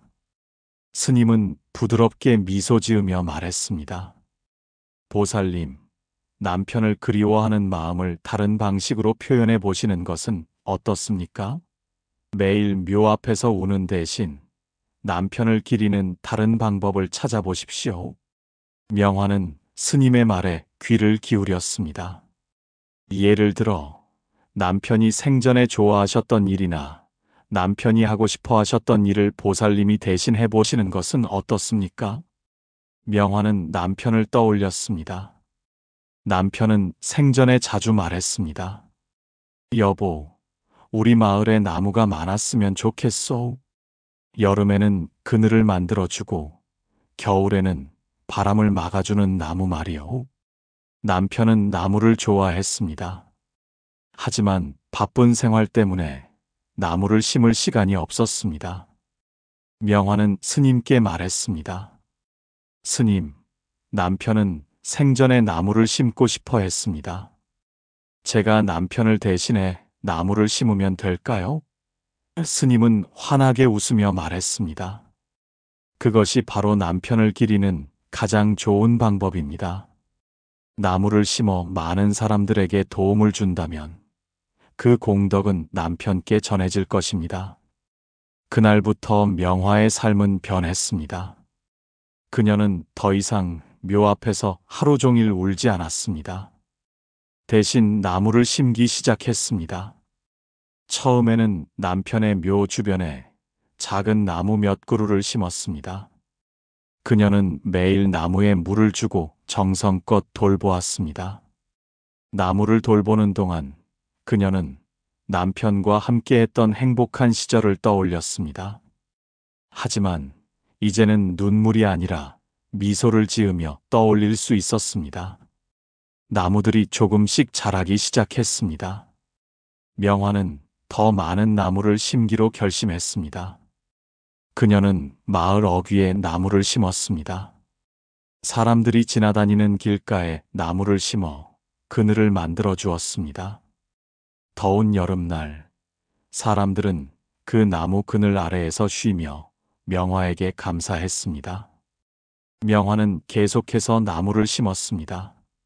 마을 곳곳에, 길가에, 언덕에 나무를 심었습니다. 사람들은 명화를 보며 말했습니다. 저 부인은 정말 대단하십니다.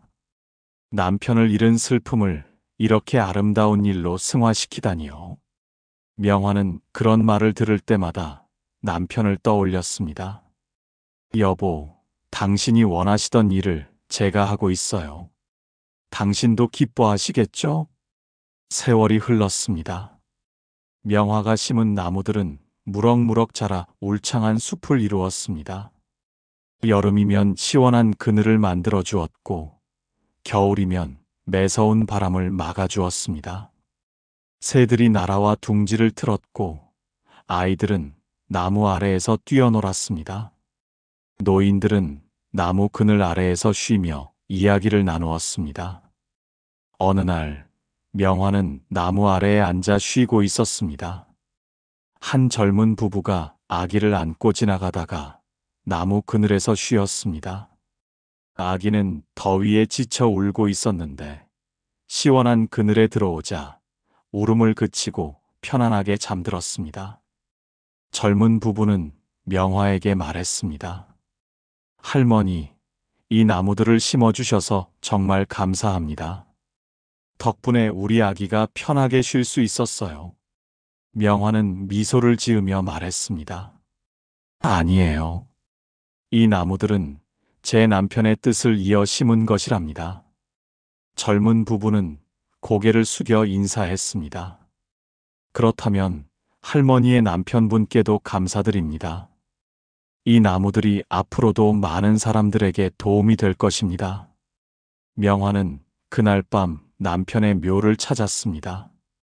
하지만 이번에는 슬픔이 아니라 기쁨으로 찾았습니다. 여보, 당신이 원하시던 일을 제가 이루었어요. 이제 우리 마을에는 나무가 가득합니다. 많은 사람들이 그 나무 덕분에 행복해하고 있어요. 이 모든 공덕을 당신께 드립니다. 명화는 평화로운 마음으로 집으로 돌아왔습니다. 그날 밤 명화는 꿈을 꾸었습니다. 남편이 나타나 환하게 웃으며 말했습니다. 여보, 고맙소. 당신이 심은 나무들 덕분에 나는 좋은 곳에 있을 수 있게 되었소. 당신의 선행이 나에게 큰 도움이 되었소. 명화는 꿈에서 깨어나 눈물을 흘렸습니다. 하지만 이번에는 슬픔의 눈물이 아니라 기쁨의 눈물이었습니다. 명화는 그 후로도 계속 나무를 심었습니다. 나이가 들어 몸이 불편해졌을 때도 그녀는 나무를 심는 일을 멈추지 않았습니다. 사람들은 명화를 도와 함께 나무를 심었습니다. 명화의 선행은 마을 사람들에게 감동을 주었고 많은 이들이 그녀를 본받아 선행을 실천했습니다. 명화가 세상을 떠난 후 마을 사람들은 그녀를 기리기 위해 큰 비석을 세웠습니다. 비석에는 이렇게 적혀 있었습니다. 이곳의 나무들은 명화 보살이 남편을 그리워하는 마음으로 심은 것입니다. 그녀는 슬픔을 선행으로 승화시켜 많은 사람들에게 행복을 주었습니다. 우리는 그녀의 선행을 영원히 기억할 것입니다. 이 이야기는 우리에게 중요한 가르침을 줍니다. 슬픔은 자연스러운 감정이지만 그 슬픔 속에만 머물러서는 안 됩니다. 명화처럼 슬픔을 선행으로 승화시킬 수 있다면 그것은 우리 자신에게도 돌아가신 분에게도 그리고 세상에도 큰 도움이 됩니다. 부처님께서는 말씀하셨습니다. 슬픔을 이겨내는 가장 좋은 방법은 다른 이를 돕는 것이다. 명화는 바로 이 가르침을 실천했습니다. 그녀는 남편을 잃은 슬픔을 나무를 심는 선행으로 승화시켰습니다. 그 결과 그녀 자신도 평화를 찾았고 남편에게도 공덕을 회양할 수 있었으며 많은 사람들에게 도움을 줄 수 있었습니다. 우리도 명화처럼 할 수 있습니다. 돌아가신 분을 그리워하는 마음을 선행으로 표현할 수 있습니다. 그분이 생전에 좋아하셨던 일, 하고 싶어 하셨던 일을 우리가 대신 할 수 있습니다. 가난한 이를 도와주고, 병든 이를 돌보고, 외로운 이의 친구가 되어주는 것. 이 모든 것이 돌아가신 분을 기리는 아름다운 방법입니다. 어느 절에서 한 보살님이 스님께 여쭈었습니다. 스님, 저는 어머니를 잃은 슬픔에서 벗어날 수 없습니다. 어떻게 해야 합니까? 스님은 명화의 이야기를 들려주며 말했습니다. 보살님, 어머니를 그리워하는 마음을 선행으로 표현해 보십시오. 어머니가 생전에 하고 싶어 하셨던 일을 보살님이 대신 하십시오. 그것이 어머니를 진정으로 기리는 길입니다. 보살님은 스님의 말씀을 듣고 깊이 생각했습니다. 어머니는 생전에 가난한 아이들을 위해 무언가를 하고 싶어 하셨습니다.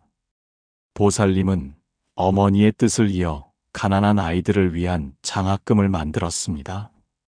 그리고 그 공덕을 어머니께 회양했습니다. 보살님은 그 일을 하면서 점차 슬픔에서 벗어날 수 있었고 어머니에 대한 그리움을 아름다운 방식으로 표현할 수 있었습니다. 명화의 이야기와 이 보살님의 이야기는 우리에게 같은 가르침을 줍니다. 제사는 단순히 음식을 올리는 것이 아니라 돌아가신 분의 뜻을 이어 선행을 실천하는 것입니다. 그리고 그러한 선행이야말로 돌아가신 분께 드리는 최고의 공양입니다. 한 마을에 두 형제가 살았습니다. 형의 이름은 대수였고 동생의 이름은 소수였습니다. 두 형제는 어릴 때 부모님을 여의고 함께 자랐습니다. 형 대수는 열심히 일해 부자가 되었고 동생 소수는 평범하게 살았습니다. 해마다 부모님의 제사날이 되면 형 대수는 성대한 제사를 준비했습니다. 온갖 진귀한 음식을 차려놓고 많은 사람들을 초대했습니다. 사람들은 대수의 제사를 보며 감탄했습니다. 저분은 정말 효자시군요. 돌아가신 부모님을 위해 저렇게 성대한 제사를 지내시다니요. 반면 동생 소수는 간소한 제사를 지냈습니다. 밥 한 그릇, 국 한 그릇, 나물 몇 가지를 올렸습니다. 사람들은 소수를 보며 수군거렸습니다. 저분은 형님만큼 효성이 없으신가 봐요. 제사상이 너무 초라하네요. 하지만 사람들이 모르는 것이 있었습니다. 형 대수는 제사를 지낼 때 마음속으로 이렇게 생각했습니다. 사람들이 나를 보고 효자라고 칭찬하겠지. 내 명성이 더 높아질 거야. 그는 부모님을 위해서라기보다는 자신의 명예를 위해 제사를 지냈습니다. 반면 동생 소수는 제사를 지내기 전 한 달 동안 매일 선행을 실천했습니다. 가난한 이웃에게 쌀을 나누어 주었고 병든 이를 돌보았으며 외로운 노인의 말벗이 되어 주었습니다. 그리고 제사를 지낼 때 진심으로 부모님을 그리워하며 눈물을 흘렸습니다. 아버지, 어머니, 제가 비록 화려한 음식은 올리지 못하지만 두 분께서 가르쳐 주신 대로 살려고 노력하고 있습니다. 이 공덕을 두 분께 드립니다. 어느 날 밤 두 형제는 같은 꿈을 꾸었습니다. 부모님이 나타나셨습니다. 아버지는 형 대수에게 말씀하셨습니다. 큰아들아, 내가 차린 제사상은 화려했지만 내 입에는 닿지 않았다. 내 마음이 진실하지 않았기 때문이다. 그리고 동생 소수에게 말씀하셨습니다. 작은 아들아, 내가 차린 제사상은 소박했지만 내 마음은 진실했다. 내가 베푼 선행의 공덕이 우리에게 큰 힘이 되었다. 두 형제는 꿈에서 깨어나 서로를 찾아갔습니다. 그들은 같은 꿈을 꾸었다는 것을 알고 놀랐습니다. 형 대수는 부끄러워하며 말했습니다. 동생아, 나는 그동안 잘못 생각하고 있었구나. 제사는 형식이 아니라 마음이었어. 동생 소수는 형의 손을 잡으며 말했습니다. 형님, 이제라도 깨달으셨으니 다행입니다. 우리 함께 부모님의 가르침을 실천하며 살아갑시다. 그날 이후 형 대수는 변했습니다. 그는 여전히 제사를 지냈지만 예전처럼 화려하게 지내지 않았습니다.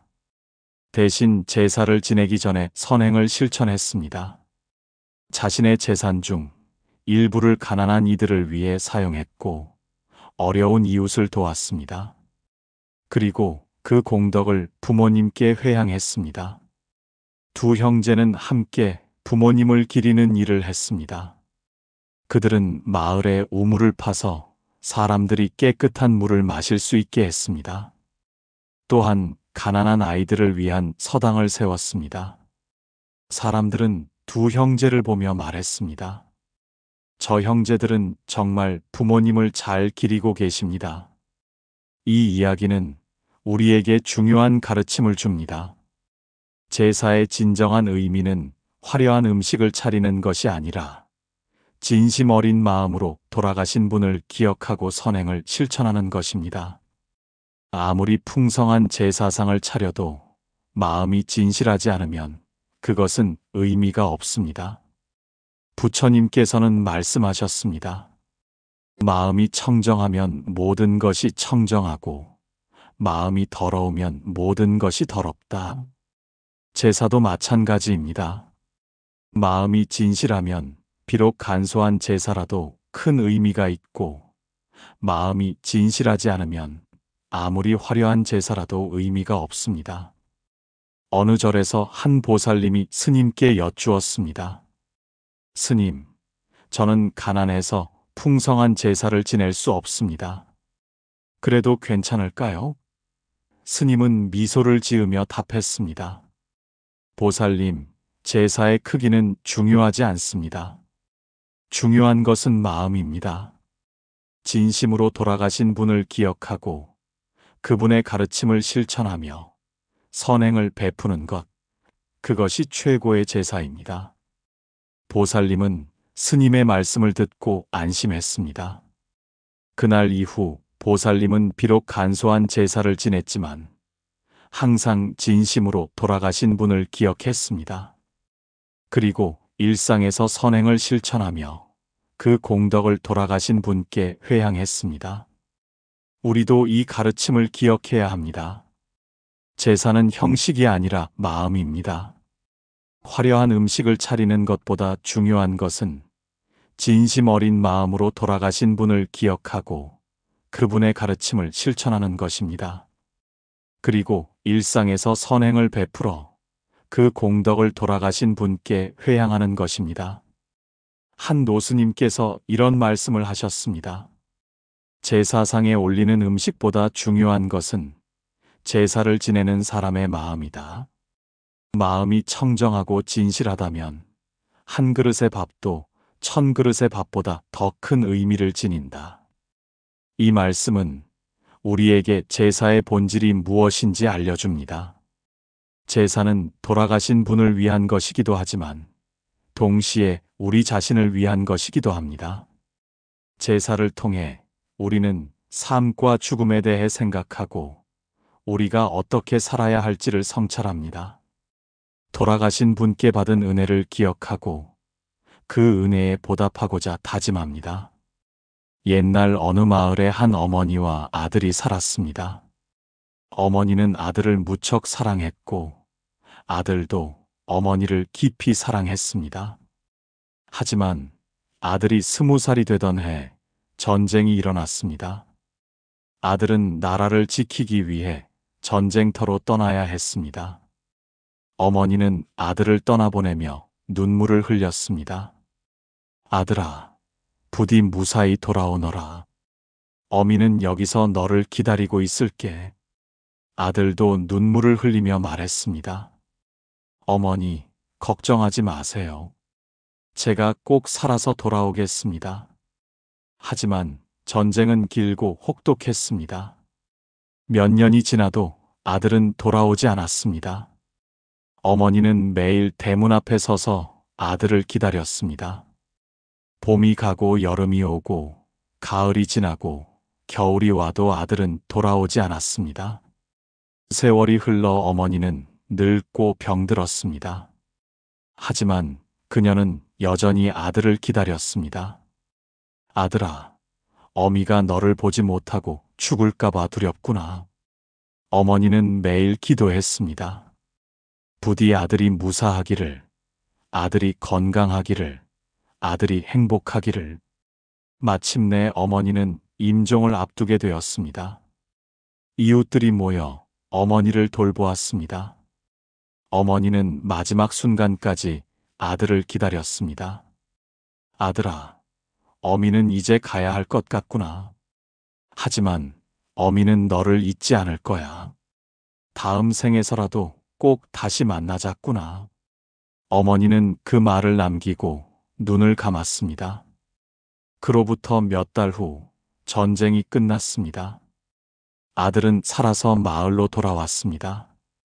하지만 집에 도착한 아들은 어머니가 이미 세상을 떠나셨다는 소식을 들었습니다.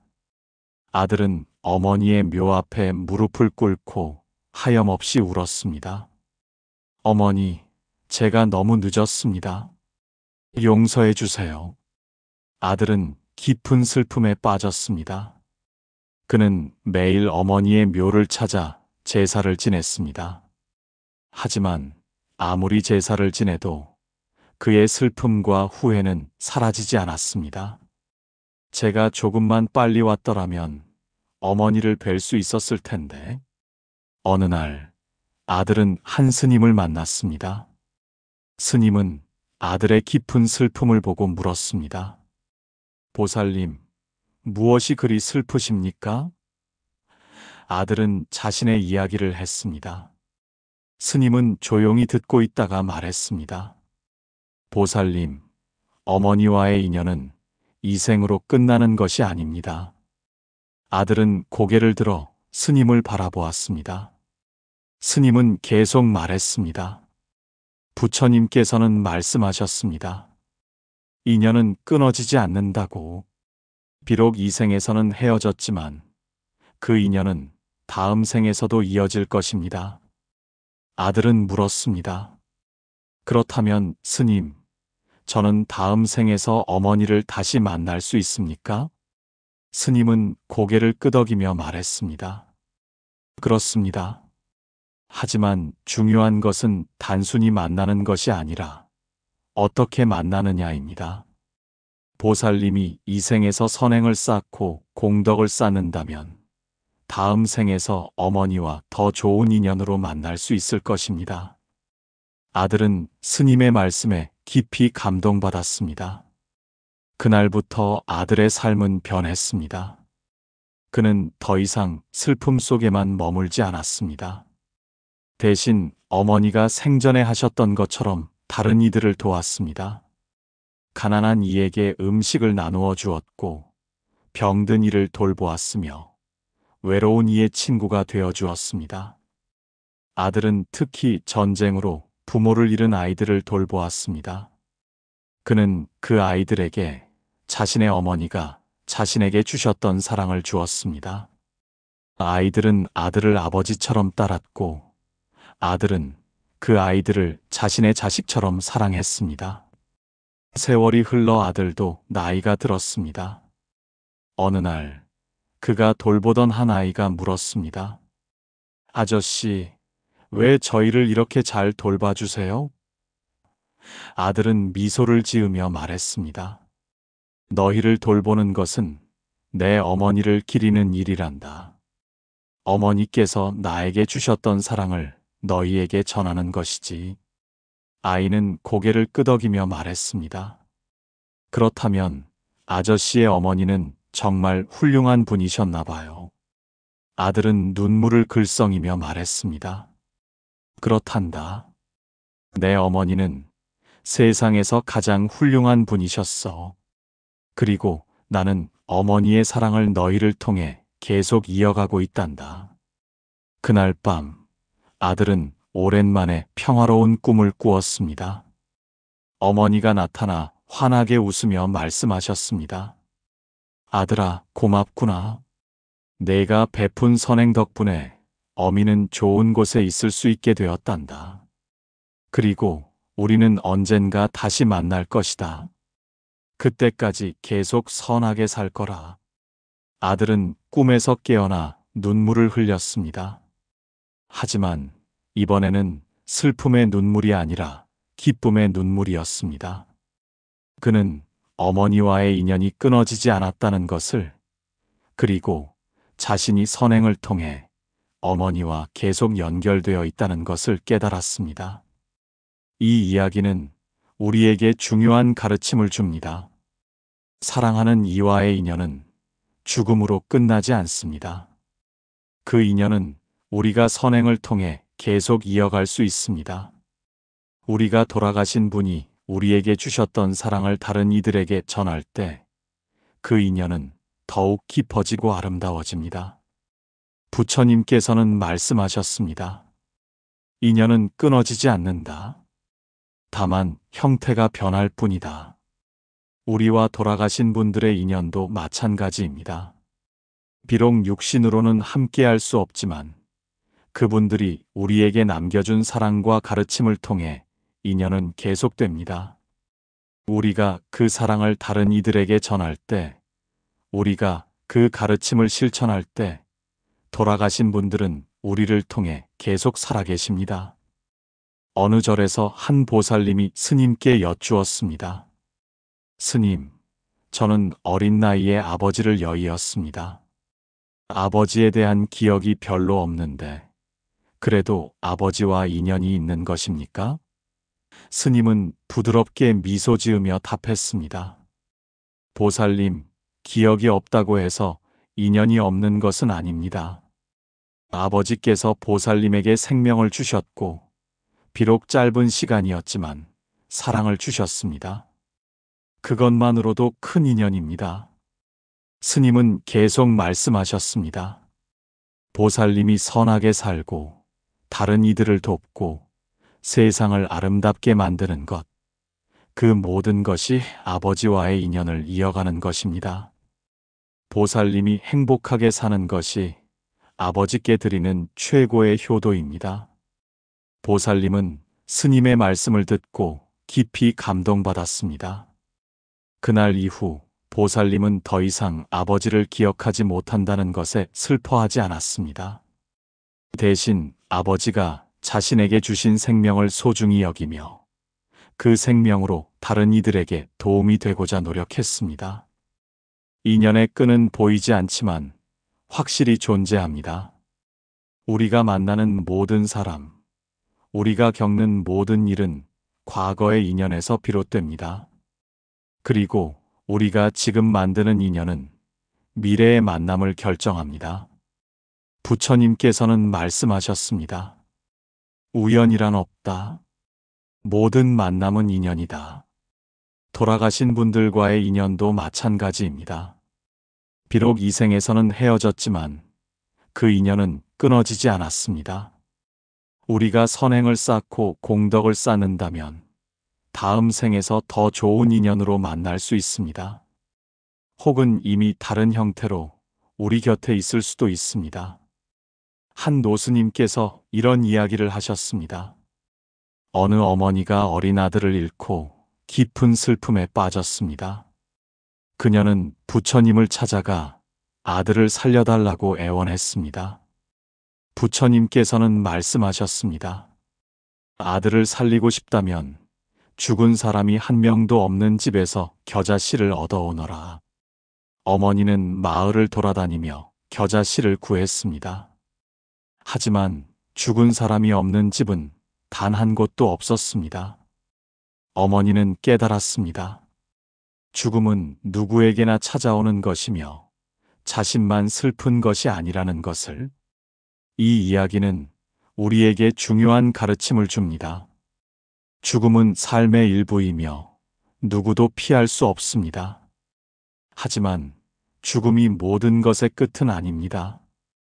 인연은 계속되고 사랑은 이어집니다. 우리가 돌아가신 분들을 기억하고 그분들의 가르침을 실천하며 그분들이 우리에게 주신 사랑을 다른 이들에게 전할 때 그분들은 우리와 함께 계십니다. 제사는 바로 이러한 인연을 확인하는 의식입니다. 우리가 제사를 지낼 때 우리는 돌아가신 분들과의 인연을 기억하고 그 인연을 소중히 여기며 그 인연을 계속 이어가겠다는 다짐을 합니다.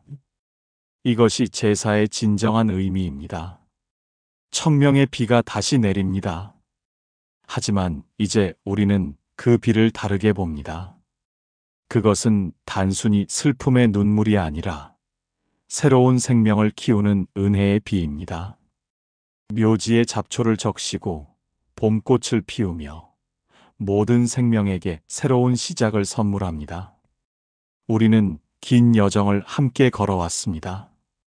목련존자의 눈물에서 시작하여 장성의 깨달음을 거쳐 수련의 빵 한 조각과 명화의 나무, 그리고 끊어지지 않는 인연의 끈까지. 이 모든 이야기는 우리에게 하나의 진리를 말해줍니다. 제사는 형식이 아니라 마음입니다. 화려한 음식을 차리는 것이 아니라 진심으로 돌아가신 분을 기억하고 그분의 가르침을 실천하는 것입니다. 슬픔 속에 머무는 것이 아니라 그 슬픔을 선행으로 승화시키는 것입니다. 한 마을에 노인이 살았습니다. 그는 평생 제사를 지내며 살았습니다. 부모님의 제사, 조부모님의 제사, 그리고 먼저 떠난 형제들의 제사까지. 그는 해마다 정성껏 제사를 지냈습니다. 하지만 나이가 들면서 그는 의문을 품게 되었습니다. 내가 평생 지낸 이 제사들은 과연 무엇이었을까? 어느 청명날, 노인은 산에 올라 조상들의 묘를 찾았습니다. 그는 묘 앞에 앉아 깊이 생각했습니다. 그리고 문득 깨달았습니다. 제사는 죽은 자를 위한 것이 아니라 산 자를 위한 것이었습니다. 제사를 통해 그는 삶과 죽음에 대해 생각했고 자신이 어떻게 살아야 할지를 성찰했습니다. 조상들께 받은 은혜를 기억하고 그 은혜에 보답하고자 다짐했습니다. 노인은 묘 앞에서 조용히 말했습니다. 조상님들, 이제야 알겠습니다. 제가 평생 지낸 제사는 조상님들을 위한 것이기도 했지만 동시에 저 자신을 위한 것이었습니다. 제사를 통해 저는 더 나은 사람이 되고자 노력했고 조상님들의 가르침을 실천하고자 했습니다. 이것이 바로 제사의 진정한 의미였습니다. 노인은 평화로운 마음으로 산을 내려왔습니다. 그는 마을 사람들에게 자신의 깨달음을 나누었습니다. 제사는 형식이 아니라 마음입니다. 중요한 것은 얼마나 화려한 음식을 차리느냐가 아니라 얼마나 진심으로 조상을 기억하고 그분들의 가르침을 실천하느냐입니다. 마을 사람들은 노인의 말을 듣고 깊이 생각했습니다. 그들은 깨달았습니다. 제사는 단순히 음식을 올리는 의식이 아니라 우리가 어떤 사람인지를 확인하고 우리가 어떻게 살아야 할지를 성찰하는 시간이라는 것을 부처님께서는 말씀하셨습니다. 과거를 기억하되 과거에 얽매이지 말라. 미래를 준비하되 미래를 걱정하지 말라. 현재를 살되 현재에 집착하지 말라. 제사도 마찬가지입니다. 우리는 돌아가신 분들을 기억하되 슬픔 속에만 머물지 않습니다. 우리는 그분들의 가르침을 실천하며 현재를 충실히 살아갑니다. 어느 절에서 큰 법회가 열렸습니다. 많은 사람들이 모여 조상들을 위해 기도했습니다. 법회가 끝난 후 한 젊은이가 스님께 여쭈었습니다. 스님, 오늘 법회에서 많은 것을 배웠습니다. 하지만 한 가지 궁금한 것이 있습니다. 제가 조상들을 위해 할 수 있는 가장 좋은 일은 무엇입니까? 스님은 미소를 지으며 답했습니다. 보살님, 조상들을 위해 할 수 있는 가장 좋은 일은 보살님 자신이 좋은 사람이 되는 것입니다. 선하게 살고 다른 이들을 돕고 세상을 아름답게 만드는 것. 그것이 조상들께 드리는 최고의 공양입니다. 젊은이는 고개를 끄덕이며 말했습니다. 이제 알겠습니다, 스님. 제가 좋은 사람이 되어 세상에 도움이 된다면 그것이 바로 조상들을 기리는 것이군요. 스님은 젊은이의 어깨를 가볍게 두드리며 말했습니다. 그렇습니다. 그리고 그러한 삶을 살 때 보살님은 조상들뿐만 아니라 모든 중생에게도 도움이 됩니다. 청명의 비는 계속 내립니다. 하지만 이제 우리는 그 비를 슬픔으로만 보지 않습니다. 그것은 새로운 생명을 키우는 은혜의 비이며 과거와 현재를 연결하는 인연의 비이며 우리에게 성찰의 시간을 주는 지혜의 비입니다. 우리는 묘 앞에 섭니다. 하지만 이제 우리는 단순히 슬퍼하지 않습니다. 우리는 돌아가신 분들께 감사드립니다. 생명을 주신 것에, 사랑을 주신 것에, 가르침을 주신 것에 감사드립니다. 그리고 다짐합니다. 그분들의 가르침을 실천하며 살겠다고, 그분들이 우리에게 주신 사랑을 다른 이들에게 전하겠다고. 제사상에 음식을 올립니다. 하지만 이제 우리는 그 의미를 압니다. 이것은 단순히 음식을 전달하는 것이 아니라 우리의 마음을 표현하는 것입니다. 감사의 마음, 그리움의 마음, 존경의 마음을 표현하는 것입니다. 그리고 무엇보다 중요한 것은 이 제사를 지낸 후 우리가 어떻게 살아갈 것인가입니다. 한 노스님께서 이런 말씀을 하셨습니다. 제사는 시작이지 끝이 아니다. 제사를 지낸 후 우리가 어떻게 사느냐가 진정한 제사의 의미를 결정한다. 이 말씀은 우리에게 중요한 가르침을 줍니다. 제사는 1년에 한 번 지내는 의식이 아니라 우리의 일상 전체가 제사가 되어야 합니다. 우리가 매일 선하게 살고 다른 이들을 돕고 화를 내지 않고 거짓말을 하지 않고 다른 이에게 상처를 주지 않는다면 그 모든 것이 조상들께 드리는 제사입니다. 우리가 행복하게 살고 감사하며 살고 의미 있는 삶을 산다면 그것이 바로 최고의 제사입니다. 목련존자는 어머니를 구하기 위해 온 힘을 다했습니다. 하지만 혼자서는 할 수 없었습니다. 여러 스님들의 공덕을 모아 회양했을 때 비로소 어머니를 구할 수 있었습니다. 이것은 우리에게 무엇을 말해줍니까? 함께하는 것의 중요성을 말해줍니다. 우리도 혼자서는 약하지만 함께하면 강해집니다. 우리가 함께 선행을 실천하고 함께 공덕을 쌓고 함께 세상을 아름답게 만든다면 그것은 우리 조상들에게도 우리 자신에게도 그리고 미래 세대에게도 큰 선물이 됩니다. 청명의 산들바람이 우리의 얼굴을 스칩니다. 우리는 묘 앞에서 마지막 절을 올립니다. 하지만 이것은 끝이 아니라 시작입니다. 우리는 이제 산을 내려가 일상으로 돌아갑니다. 그리고 그 일상에서 오늘 다짐한 것들을 실천할 것입니다. 가난한 이웃을 만나면 도와줄 것입니다. 화가 날 때는 참을 것입니다. 거짓말을 하고 싶을 때는 진실을 말할 것입니다. 다른 이에게 상처를 주고 싶을 때는 친절을 베풀 것입니다. 이 모든 것이 조상들께 드리는 제사이며 우리 자신을 위한 수행이며 세상을 아름답게 만드는 일입니다.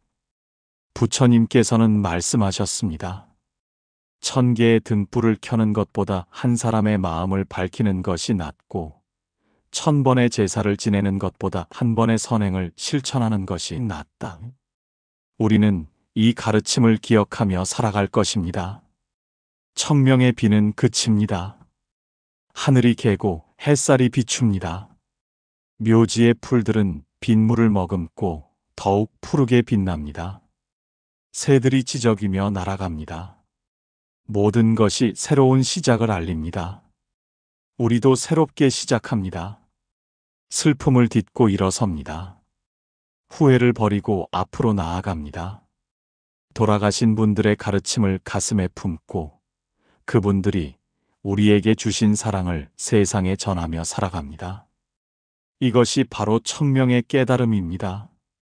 제사는 형식이 아니라 마음이며 슬픔이 아니라 감사이며 끝이 아니라 시작입니다. 우리는 돌아가신 분들을 기억하되 과거에 얽매이지 않고 현재를 충실히 살며 미래를 아름답게 만들어갑니다. 사랑하는 벗이여, 우리는 함께 긴 여정을 걸어왔습니다. 청명의 비에서 시작하여 목련존자의 눈물을 함께 흘렸고 장성의 깨달음을 함께 나누었으며 수련의 빵 한 조각에서 선행의 힘을 보았고 명화의 나무에서 슬픔을 승화하는 법을 배웠습니다. 이제 당신께 묻고 싶습니다. 당신은 누구를 그리워하고 계십니까? 그분은 당신에게 어떤 의미입니까?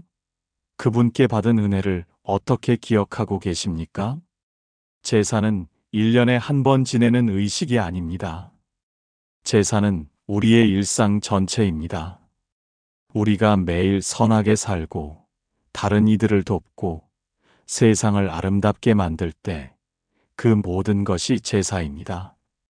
당신이 오늘 만나는 사람에게 친절을 베푸십시오. 그것이 제사입니다. 당신이 오늘 화를 참고 미소를 지으십시오. 그것이 제사입니다. 당신이 오늘 거짓말 대신 진실을 말하십시오. 그것이 제사입니다. 당신이 오늘 누군가를 도와주십시오. 그것이 제사입니다. 돌아가신 분들은 우리가 슬퍼하는 것을 원하지 않으십니다. 그분들은 우리가 행복하게 사는 것을 바라십니다. 그분들은 우리가 좋은 사람이 되는 것을 원하십니다. 그분들은 우리가 그분들의 가르침을 실천하며 사는 것을 기뻐하십니다. 그러니 슬픔 속에만 머물지 마십시오. 후회 속에만 머물지 마십시오. 일어나십시오. 앞으로 나아가십시오. 돌아가신 분들의 가르침을 가슴에 품고 그분들이 우리에게 주신 사랑을 세상에 전하며 살아가십시오. 당신이 행복하게 사는 것, 그것이 최고의 제사입니다. 당신이 좋은 사람이 되는 것, 그것이 최고의 공양입니다. 당신이 세상을 아름답게 만드는 것, 그것이 최고의 회향입니다. 청명의 비는 해마다 내립니다. 하지만 이제 우리는 그 비를 다르게 봅니다. 그것은 슬픔의 눈물이 아니라 은혜의 비입니다. 과거와 현재를 연결하는 인연의 비입니다. 우리에게 성찰의 시간을 주는 지혜의 비입니다. 비가 그치고 햇살이 비칩니다. 무지개가 뜹니다. 모든 것이 새롭게 시작됩니다. 당신도 새롭게 시작하십시오. 오늘부터 당신의 일상 전체를 제사로 만드십시오. 당신의 모든 선행을 돌아가신 분들께 회향하십시오. 그리고 기억하십시오. 당신은 혼자가 아닙니다. 돌아가신 분들이 당신과 함께 계십니다. 그분들의 사랑이 당신을 지켜주고 있습니다. 그분들의 가르침이 당신을 인도하고 있습니다. 그분들의 축복이 당신과 함께합니다. 이 긴 이야기를 끝까지 읽어주신 당신께 깊이 감사드립니다. 이 글은 단순히 제사에 대한 이야기가 아니라 삶과 죽음에 대한 이야기이며 사랑과 그리움에 대한 이야기이며 우리가 어떻게 살아야 하는가에 대한 이야기입니다. 부디 이 글이 당신에게 작은 위안이 되기를, 작은 깨달음이 되기를, 그리고 더 나은 삶을 살아가는데 작은 도움이 되기를 기원합니다. 당신이 사랑하는 모든 분들이 평안하시기를, 당신이 그리워하는 모든 분들이 좋은 곳에 계시기를, 그리고 당신 자신도 행복하고 건강하시기를 진심으로 기원합니다. 청명의 비가 내리는 어느 봄날 한 수행자가